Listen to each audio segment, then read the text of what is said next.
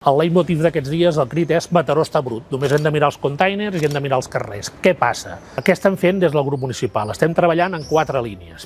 Civisme, gestió, la part tècnica i les eines que ens dona el contracte per controlar-lo. Primera línia, què podem fer, quines eines ens dona el contracte per poder controlar això? És una comissió que fa un any que no es convoca dels grups municipals per controlar el que és el contracte i mirar si funciona bé o no funciona bé. La segona part que estem fent, estem treballant temes tècnics, aspectes tècnics. Quan es canvia un sistema de containers i es posa un altre sistema, això hi ha unes transicions que provoquen que altres zones s'omplin més els containers. Això també ho estem treballant. Augmentar les freqüències de neteja i d'inspecció. Això creiem que és fonamental. I estem treballant també amb una línia, la del civisme, la de sancionar.